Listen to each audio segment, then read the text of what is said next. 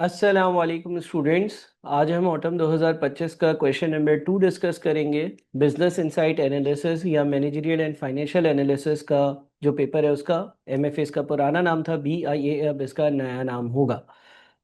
सो ये सवाल basically internal analysis से पर्टेन करता है और एक केस स्टडी है।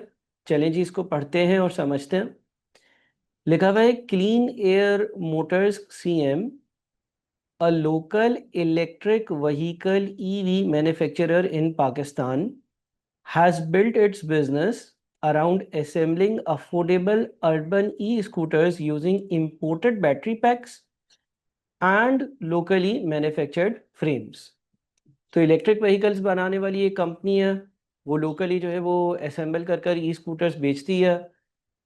उसमें जो बैटरीज लगती हैं वो इंपोर्टेड होती हैं और बाकी जो फ्रेम वगैरह उसका होता है वो लोकल मैन्युफैक्चर्ड होता है। In its early years, company के शुरू के सालों में, CM's survival depended on access to government grants and low interest green financing. Company के जो शुरू के साल हैं उसमें कंपनी के सर्वाइवल गवर्नमेंट की ग्रांट पर और लो इंटरेस्ट ग्रीन फाइनेंसिंग पर बहुत ज़्यादा डिपेंड करता है। यानी कि ये दो चीज़ें अगर माइनस कर दी जाएं तो शायद कंपनी का सर्वाइवल मुश्किल हो जाए। गवर्नमेंट कोई ना कोई इसको ग्रांट दे रही है, कोई फ़ायदा पहुंचा रही है, कोई फ्री ऑफ कॉस्ट लोन दे रही है, या कोई पैसे दे रही है, मॉनेटरी बेनिफिट दे रही है, कोई नॉन मॉनेटरी बेनिफिट दे रही है, एक्स वाई जेड। और इसी तरह से इसकी जो फाइनेंसिंग है, यानी कि इसने जो पैसे लिए हुए हैं वो लो इंटरेस्ट पे लिए हुए हैं, as well as its ability to meet the minimum vehicle safety standards. दूसरी चीज़ जो बहुत ज़रूरी है वो है मिनिमम व्हीकल सेफ्टी स्टैंडर्ड्स। जाहिर है अगर आपकी व्हीकल जो है वो सेफ्टी स्टैंडर्ड्स को मैच नहीं करेगी तो उस व्हीकल को रोड पर ही नहीं आने दिया जाएगा। तो ये तीन चीज़ें ऐसी लग रही हैं जो कंपनी के लिए बहुत ज़्यादा ज़रूरी हैं। एक तो गवर्नमेंट की ग्रांट मिलती रहे शुरू के सालों में, अगर रुक गई तो कंपनी का सर्वाइवल मुश्किल हो जाएगा। दूसरा, कंपनी के पास जो लो इंटरेस्ट ग्रीन फाइनेंसिंग, कहीं से फाइनेंसिंग ऑब्टेन हुई हुई है, वो बरकरार रहे, कंटिन्यू रहे। और तीसरी इंपॉर्टेंट बात यह है कि जो मिनिमम आपके स्टैंडर्ड्स हैं सेफ्टी से रेलेवेंट, वो कंपनी जो है वो पूरे कर रही हो। अगर इन तीन में से कुछ बातें नहीं होंगी या कोई बात नहीं होगी तो कंपनी का सर्वाइवल मुश्किल हो सकता है, कंपनी के लिए बड़ी मुश्किलात पेश आ सकती हैं। ये बहुत ही बेसिक सी या बुनियादी चीज़ें हैं जो कंपनी जिस पर डिपेंड कर रही है। Recently, CM has invested in a proprietary battery thermal control system that extends battery life in hot climates। अच्छा, करेंटली अभी रिसेंट पास्ट में कंपनी ने जो है वो इन्वेस्टमेंट करी है और उन्होंने बैटरी थर्मल कंट्रोल सिस्टम, कोई चीज़ है जिस पर इन्वेस्टमेंट करी है, और उसकी वजह से जो बैटरी की लाइफ है ना वो गर्म मौसम में भी एक्सटेंड हो गई है। A technology that no local competitor currently offers। और ये एक ऐसी टेक्नोलॉजी है जो कोई भी दूसरा लोकल कॉम्पिटिटर जो है ना वो ऑफर नहीं कर रहा। यानी कि ये बहुत ज़्यादा ज़रूरी है। कंपनी के सर्वाइवल के लिए ज़रूरी नहीं है, लेकिन कंपनी को अगर एक दूसरी कंपनी पे एज लेना है, दूसरी कंपनी से एक स्टेप अच्छा नज़र आना है अपने कंपिटिटर्स की नज़र में, तो उसके लिए ये बहुत ज़्यादा ज़रूरी है। और ये एक यूनिक चीज़ है जिसके प्रोबेबली मैंने प्रोप्राइटरी राइट्स वगैरह परचेज करे हुए हैं, जिसको मैंने रिसर्च करा हुआ है, इस पर मैंने पैसा लगाया हुआ है, इस पर मैंने टाइम लगाया हुआ है, इस पर मैंने एक पर्टिकुलर इन्वेस्टमेंट करी हुई है। Its in-house engineering team has also developed a fast charging algorithm that integrates with standard 220 watt outlets। Company के इंजीनियर्स ने कोई फास्ट चार्जिंग का भी कोई एल्गोरिथम डेवलप कर लिया है जिससे नॉर्मल जो प्लग होते हो उसमें ये ईवी व्हीकल चार्ज हो रही हो, जिससे जाहिर है कि कंज्यूमर्स को एक बेनिफिट मिलेगा, उनको एक फ्लेक्सिबिलिटी मिलेगी, वो आराम से अपनी व्हीकल्स को चार्ज कर सकेंगे, कोई स्पेशल सॉकेट की ज़रूरत नहीं होगी। Allowing users to fully charge e scooters at home in just 1 hour. 1 घंटे के अंदर इनकी ई स्कूटर्स जो है वो पूरी की पूरी मुकम्मल चार्ज हो जाती हैं और वो भी घर पर ही चार्ज हो सकती हैं। अब देखें यहाँ पर पहले पैराग्राफ में वो मिनिमम बातें बताई हुई थी जो कंपनी की सर्वाइवल के लिए बहुत ज़्यादा ज़रूरी लग रही हैं। दूसरे पैराग्राफ में कंपनी के कॉम्पिटिटिव एज बताए हुए हैं कि ये कॉम्पिटिटर से मार्केट से किस तरह से आगे है, क्या यूनिक बात है। As competition heats up with new entrants offering stylish but less efficient EVs, competition अब बढ़ रहा है, बहुत सारे दूसरे लोग आ रहे हैं, वो स्टाइलिश मॉडल ऑफर कर रहे हैं, लेकिन उनकी जो ईवीज है ना वो इतनी एफिशिएंट नहीं है। एफिशिएंसी मेरे पास है, बहरहाल उनके मॉडल्स बड़े अच्छे हैं दिखने में, यूनिक है, स्टाइल अच्छा है, उसका शेप अच्छा है, लाइट्स अच्छी हैं मे बी, लेकिन अंदर से इतनी बेहतर नहीं है। CM's management is evaluating its strategic strengths and considering whether to license its battery control technology to other manufacturers or retain it as an exclusive advantage. अब देखिए, मैंने ये जो बैटरी का कंट्रोल एक मैकेनिज्म बनाया हुआ था जो ये हॉट क्लाइमेट्स में भी इसकी जो वो लाइफ है उसको एक्सटेंड करता है या अच्छी रखता है। मैं ये सोच रहा हूं कि क्यों ना मैं ये लाइसेंस अपने कॉम्पिटिटर्स को बेचूं और लाइसेंसिंग के थ्रू कमाऊं। उनके पास ये नुस्खा, उनके पास ये फॉर्मूला नहीं है जो मेरे कॉम्पिटिटर्स हैं। तो मैं सोच रहा हूँ कि मैं अपने कॉम्पिटिटर्स को ये पूरा सिखा दूं और इनको बोलूं भाई ये अगर आप प्रोड्यूस करेंगे, ये मेरी प्रोप्राइटरी प्रॉपर्टी है, मेरी इंटेलेक्चुअल प्रॉपर्टी है, मैं अगर आप इस तरह से अपनी बैटरीज बनाएंगे तो आपको फ़ायदा होगा। हॉट क्लाइमेट में उनकी जो लाइफ है वो एक्सटेंडेड रहेगी, बहरहाल उसके अगेंस्ट आप मुझे एक लाइसेंस फीस पे करें। एक ऑप्शन तो ये है कि ये काम करूं, और दूसरा ये है कि नहीं ऐसा ना करूं, क्योंकि अगर ऐसा करूंगा तो ठीक है लाइसेंस की फीस से तो मैं कमा रहा हूँगा, लेकिन मुझे ये भी सोचना चाहिए कि उनके पास एक ऐसी बात आ जाएगी जो अभी मुझे एडवांटेज देती है उनकी व्हीकल्स पर। फिर उनका डिज़ाइन भी अच्छा होगा, उनका शेप भी अच्छा होगा, उनकी बैटरी की लाइफ भी अच्छी होगी, तो लॉन्ग टर्म में तो कस्टमर उधर चला जाएगा। कस्टमर मेरे पास आता ही इसलिए क्योंकि मेरे पास ये वाला एडवांटेज है। सवाल क्या था, for CM explain and identify threshold resources and unique resources. आपको एक्सप्लेन करना है कि थ्रेशोल्ड रिसोर्सेज क्या होती हैं, यूनिक रिसोर्सेज क्या होती हैं, थ्रेशोल्ड कॉम्पिटेंसीज क्या होती हैं, और यूकोर कॉम्पिटेंसीज क्या होती हैं। सबसे पहले तो इस सवाल के सिनेरियो को एक से दो बार दोहरा लें, रिपीट कर लें, फिर वीडियो को आगे लेकर चलिएगा।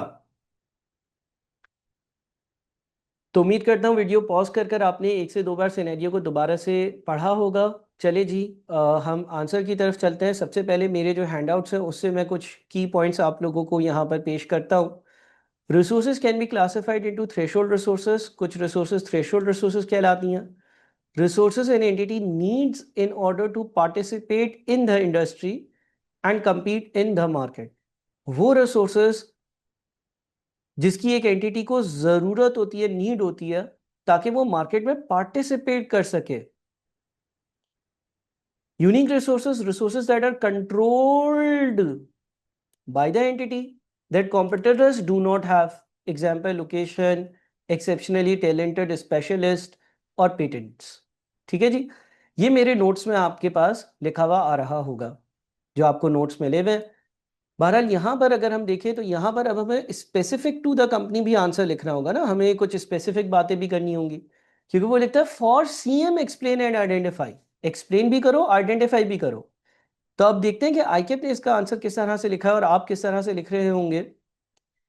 Threshold versus unique resources. Threshold resources, these are the minimum resources required to survive in the EV market. EV market क्यों वर्ड यूज किया, क्योंकि हम जो सवाल कर रहे हैं उसमें इलेक्ट्रॉनिक व्हीकल्स की मार्केट का जिक्र हो रहा है, तो आप अपनी बेसिक डेफिनेशन को उसी तरह से मोल्ड करेंगे। उसे लिखा थ्रेशोल्ड रिसोर्सेज वो रिसोर्सेज हैं जो कम से कम आपको चाहिए मार्केट में ऑपरेट करने के लिए, सरवाइव करने के लिए। Access to government grants and green financing, compliance with minimum vehicle safety standards. हमने भी ये दो बातें आइडेंटिफाई करी थी कि अगर कंपनी को ऑपरेट करना है, अगर कंपनी को ईवी मार्केट में रहना है, तो ये दो बातें जरूर प्रेजेंट होनी चाहिए। इन दो बातों के बगैर कंपनी इस मार्केट में ऑपरेट ही नहीं कर सकती। थ्रेशोल्ड रिसोर्सेज वो मिनिमम रिसोर्सेज होती हैं जिसका प्रेजेंस जरूरी है। थ्रेशोल्ड रिसोर्सेज वो मिनिमम रिसोर्सेज होती हैं जिसका प्रेजेंस जो है वो जरूरी है। यूनिक रिसोर्सेज में क्या लिखा हुआ है, unique resources these provide clean air Motors with a potential competitive advantage, proprietary battery thermal control system for hot climates and fast charging battery algorithm. ये वो जो सेकंड पैराग्राफ में दो बातें लिखी हुई थी, यूनिक रिसोर्सेज वो होती है जो आपको कॉम्पिटिटिव एडवांटेज दें, जिससे आप अपने कॉम्पिटिटर से आगे नजर आए। अगेन ये सेकेंड पैराग्राफ में लिखा हुआ था कि ये दो खुसूसी बातें, खास बातें हैं जो मेरी कंपनी के लिए स्पेसिफिक है और इसकी वजह से लोग मेरी व्हीकल्स परचेज करते हैं। आगे चलते हैं।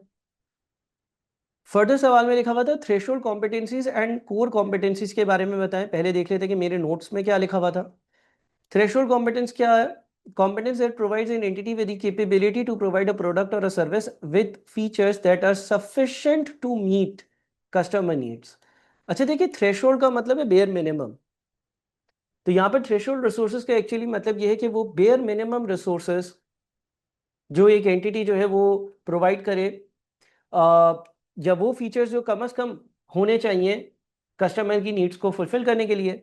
Minimum capabilities needed to be able to compete in a given market, यानी कि ये मिनिमम चीजें होती हैं थ्रेशोल्ड। कोर क्या है?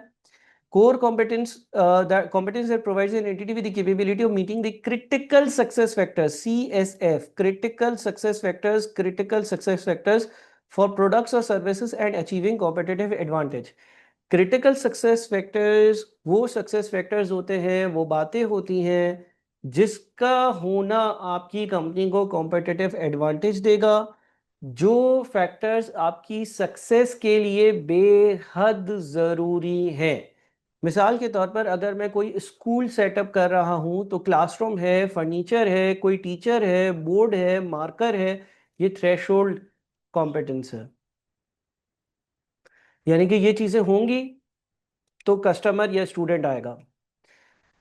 कोर कॉम्पिटेंस में क्या हो सकता है? कोई अच्छा टीचर होगा तो मुझे मेरा एक क्रिटिकल सक्सेस फैक्टर पूरा होगा, मैं ज्यादा बेहतर जगह पर हूंगा। अब हमें ये आंसर अगेन सीएम के हिसाब से लिखना है, तो देखते हैं कि क्या लिखा हुआ है।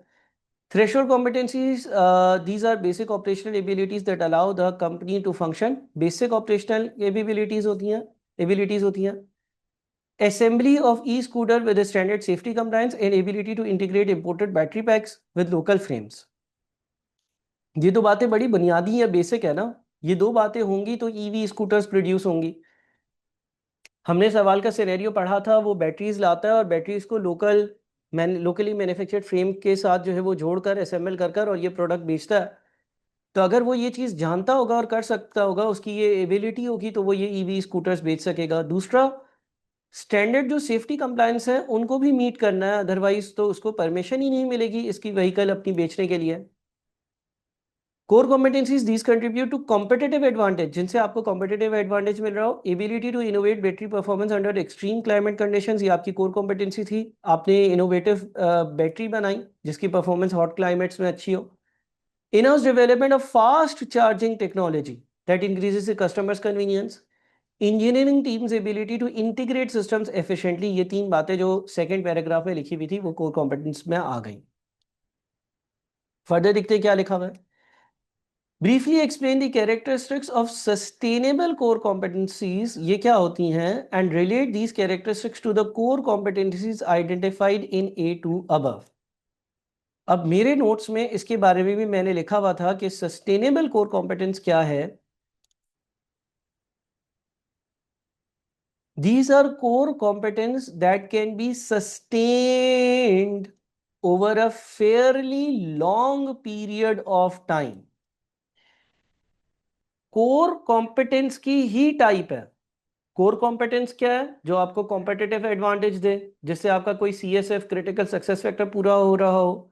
सस्टेनेबल कोर कॉम्पिटेंस की ही टाइप है जो over a long period of time, यानी कि जिस तरह करंट और नॉन करंट एसेट है, शॉर्ट और लॉन्ग टाइम, इसी तरह से एक लॉन्ग पीरियड ऑफ टाइम के लिए आपको बेनिफिट दे रहा हो। और कॉम्पिटेंस में कोर कॉम्पिटेंस एक ऐसी कोर कॉम्पिटेंस जो सस्टेन कर सको आप।